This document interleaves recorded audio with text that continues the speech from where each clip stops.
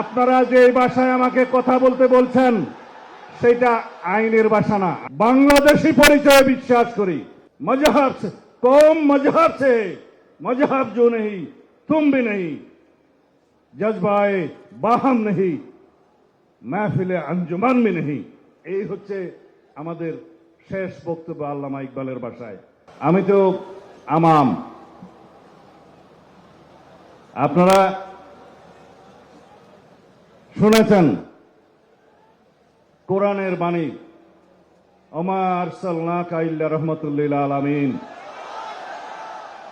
রাসূলুল্লাহ সাল্লাল্লাহু আলাইহি ওয়াসাল্লামকে সারা বিশ্ব ব্রহ্মাণ্ডের রহমত রূপে রব্বুল আলামিন প্রেরণ করেছেন। আমরা মুসলমান, আমরা লা ইলাহা ইল্লাল্লাহ মুহাম্মদুর রাসূলুল্লাহতে বিশ্বাস করি।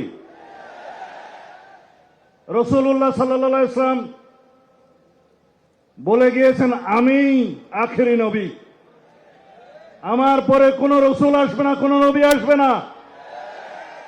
যদি কেউ এর পরে কেউ দাবি করে থাকেন, নিজেকে নবী ঘোষণা করে থাকেন, তাহলে তিনি রাসূলুল্লাহ সাল্লাল্লাহু আলাইহি ওয়াসাল্লামের এই বাণীর মধ্যে নাই।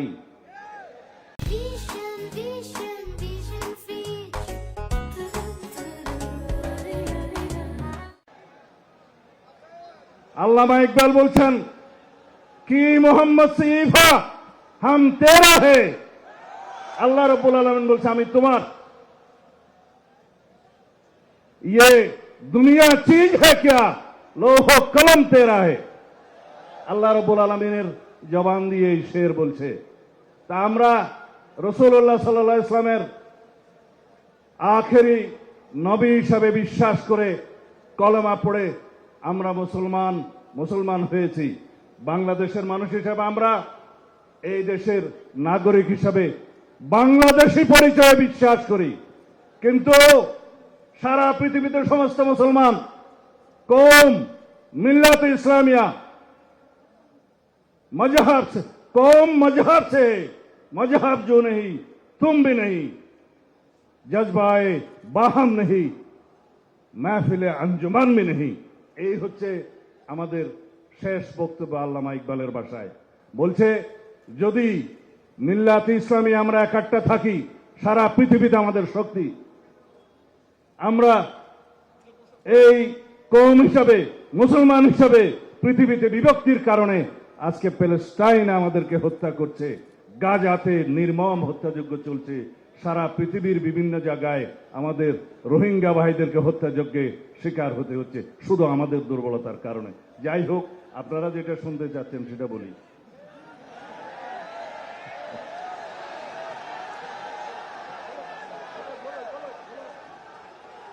ইনশাআল্লাহ যদি বাংলাদেশের রাষ্ট্র ক্ষমতায় সরকার পরিচালনার দায়িত্ব আল্লাহ রাব্বুল আলামিন আমাদেরকে দেয়, এদেশের জনগণ যদি আমাদেরকে মহব্বত করে দায়িত্ব দেয়, যদি আপনারা সবাই সহযোগিতা করেন, মঞ্চে উপবিষ্ট যারা রাজনৈতিক নেতৃবৃন্দ, পীরে কামেল, হযরত উলামায়ে কেরাম, আমাদের দেশের বুজুর্গানে দিন যারা আমাদেরকে পরিচালিত করেন, সবাই যদি আপনারা সহযোগিতা করেন, একসাথে থাকেন, তাহলে আপনাদের এখানে আজকে যে সমস্ত দাবি দেওয়া আছে, আমরা সকল দাবি দেওয়া এই প্রস্তাবের পক্ষে ইনশাআল্লাহ।